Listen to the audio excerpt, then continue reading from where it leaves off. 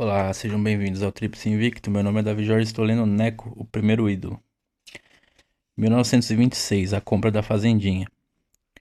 O ano de 1926 é dos mais tumultuados no futebol paulista, com nova cisão entre os clubes, quando o paulistano, rompendo com a federação, a APA, lidera a formação de uma nova agremiação, a LAF, repetindo assim o ocorrido em 1913. Isto é, duas federações passam a dirigir o futebol paulista. Mas a ideia do paulistano não encontra apoio entre os clubes. Inconformado com a perda do campeonato do ano anterior, o paulistano defende o fim da politicagem, do falso amadorismo e uma depuração no futebol.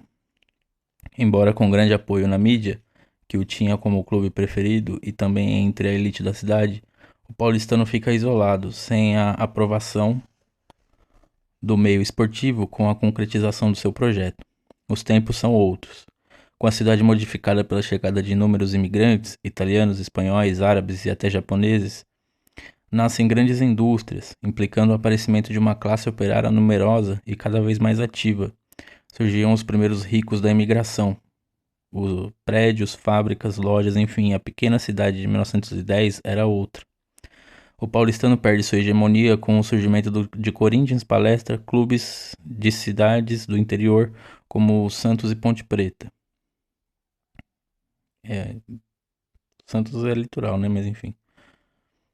Os novos ídolos do futebol não são mais do clube do Jardim América. A cisão não prospera, mas provoca grande tumulto, com consequências negativas para o futebol paulista. Para Neco, o ano não traz expressivas vitórias, pois, já veterano, disputaria poucas partidas, em virtude de contínuas contusões. Não ganha títulos em toda a temporada. O destaque limita-se à vitória do Corinthians obtida com a compra do Parque São Jorge, que passa a ser a sede permanente do clube, constituindo-se em importante fator de crescimento para a agremiação e para sua torcida. O ano futebolístico começa em 1º de janeiro, com um amistoso entre o Corinthians e o Internacional, vencido por goleada de 4-0, com o Neco marcando 2 gols, sendo objeto de grandes homenagens pelos adeptos e adversários, o que seria a tônica de razoável número de partidas em todo o ano.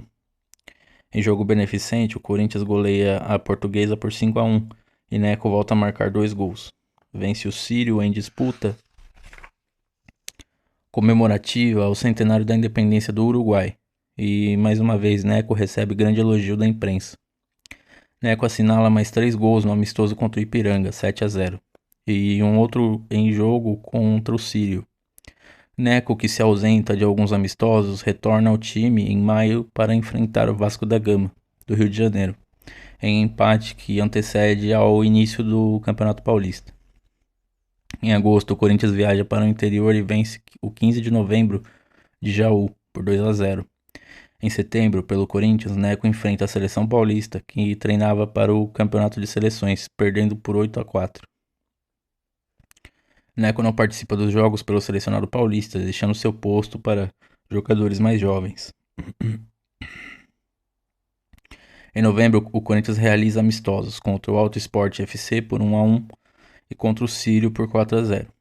No mês de dezembro, realiza o Campeonato Paulista Extra, ocasião em que o Corinthians perde para o Silex por 1-0 e em amistoso vence o Palestra Itália por 1-0 com a participação de Neco, que possuía boa técnica, embora lhe faltasse a boa condição física.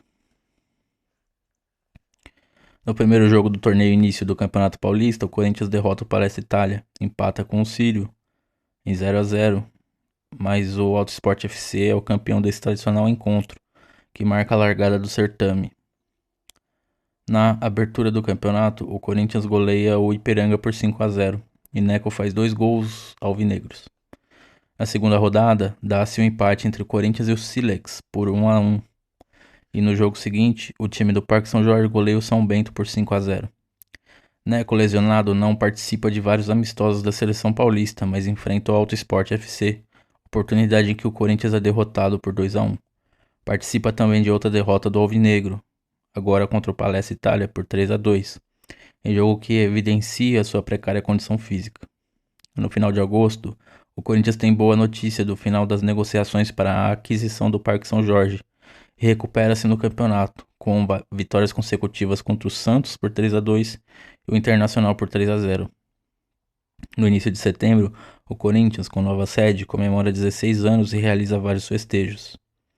No campeonato vence o Círio por 2-0, time que até então jogava no Parque São Jorge. Sem chance de vencer o Campeonato Paulista, o Corinthians efetua sua última partida goleando a Portuguesa por 4-1 e vê o Palestra conquistar o torneio. No final de novembro, Neco faz seu único jogo pela seleção paulista no ano de 1926, quando o time goleia a seleção carioca por 8-1 e joga boa partida, marcando um dos gols de sua equipe. Para Neco, o ano de 1926 não traz qualquer conquista de título e marca seu afastamento quase definitivo da seleção paulista. Já veterano, sua condição física compromete um melhor desempenho no campeonato. Mesmo assim, na temporada toda, marcou 10 gols pelo Corinthians e 1 pelo selecionado paulista. Atuação de Neco, jogos, gols e títulos em 1926. Jogos pelo Corinthians, 24. Gols pelo Corinthians, 10. Jogos pela seleção paulista, o scratch da APA, 1. Gol pela PA, 1. Títulos pelo selecionado paulista, Taça do Dr. Pires do Rio, 28 de 11 de 1926. Pelo Corinthians, Taça Lacta, em 1º de janeiro de 1926. Taça Centenário do Uruguai, 10 de 1 de 1926. Taça Guaraná Espumante, 17 de 1 de 1926.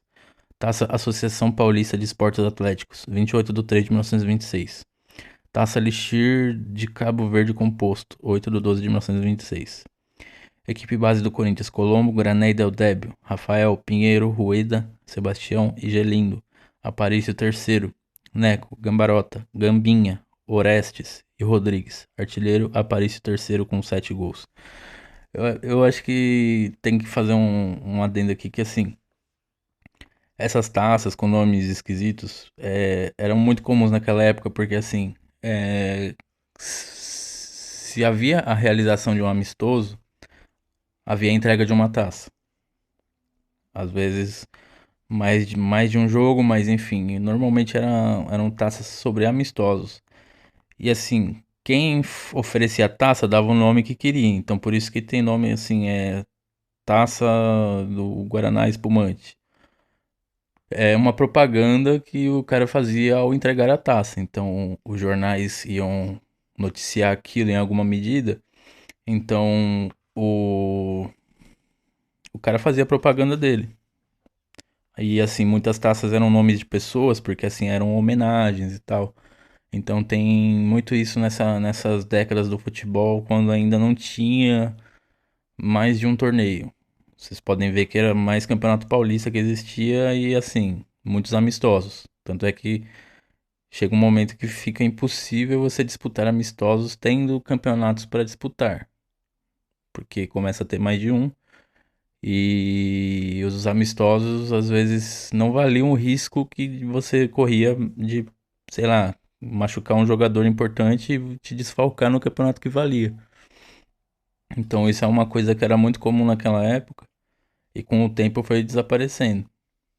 Mas é interessante ver que a maioria dessas taças, acho que todas estão lá no Museu do Parque São Jorge. Inclusive visitem lá, é bem legal.